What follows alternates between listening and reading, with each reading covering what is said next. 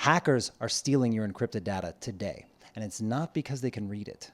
It might be because they're waiting. This week, Google publicly warned governments and industry to accelerate post-quantum cryptography migration. My God, say that 5 times fast. Let's break this down. So, who said it and where? Google.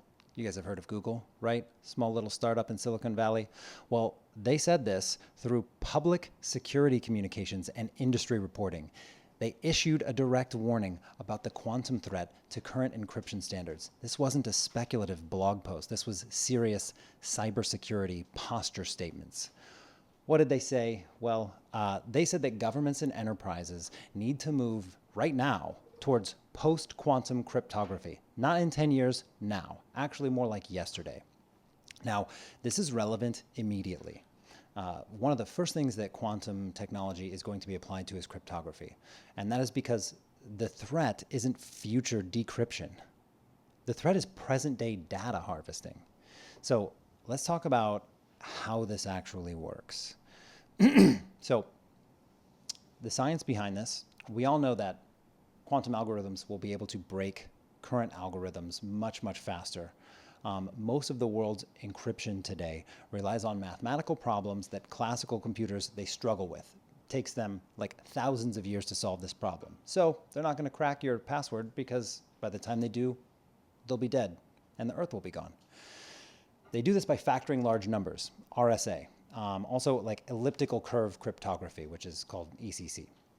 These systems are secure because classical machines, they cannot efficiently solve these problems at large scale. Quantum computers, however, like running Shor's algorithm, theoretically and soon practically, they can. Now, and this is very important, we do not have large-scale fault-tolerant quantum computers today. But here's the problem. Adversaries, they don't need them today. They can just intercept and store that encrypted data right now. And then they wait for the technology to become available, commercially available, or maybe, nation states to actually start cracking that and now extracting that information. Financial transactions, government communications, corporate IP, defense contracts, they store it, they steal it, they store it. And when large-scale quantum machines arrive, 5 years, 10 years, however long it takes, that stored data becomes decryptable retroactively. This is called harvest now, decrypt later. That's the threat model. NIST, NIST, if you guys are familiar with them, they finalized post-quantum cryptographic standards very recently. The math exists, the algorithms exist, but the migration is not trivial. So every bank, every government, every cloud provider, every IoT device, everybody with a password, every defense contractor, do you have crypto? Every one of your wallets, even the transactions, even the chain themselves, they all need to inventory cryptographic dependencies and migrate systems. That's not a research problem. That's an infrastructure problem. Now, let's talk about why this matters, specifically for capital allocators. So this is not like hype capital. This is regulatory capital, meaning this is obligatory. When Google publicly warns about encryption migration, boardrooms listen, they take note. CISOs get budget authority. Compliance teams move, governments move. Companies are built around solving this problem. There will be quantum-specific cybersecurity companies just working and solving on this. Post-quantum migration becomes a mandatory spend category. Think about what that means. Hardware security modules must be upgraded. Cloud cryptographic stacks must be refactored. Embedded systems must be recertified. Long lifecycle industrial systems must be re-architectured. That is a multi-year enterprise upgrade cycle. It touches everything. It touches cybersecurity vendors, managed service firms. It touches cloud providers, government contractors, everybody, semiconductor secure enclave designers. The interesting capital takeaway, it's not buy quantum computing stocks. I will never pick stocks, by the way, for you guys. If you ever see me doing that, it's AI.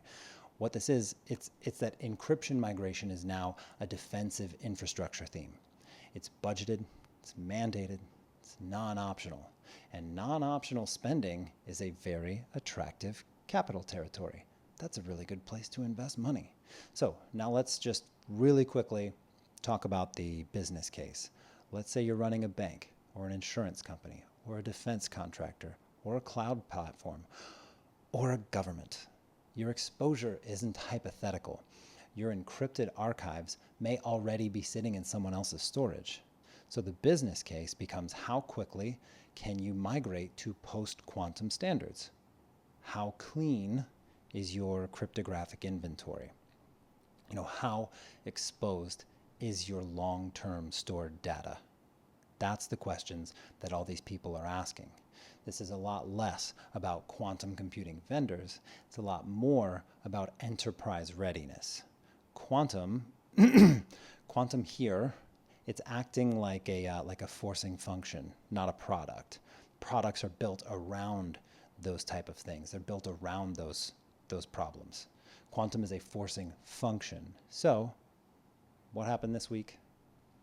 Google did not announce a breakthrough. I will talk about some breakthroughs. They're very sexy. What they did was they accelerated a security timeline.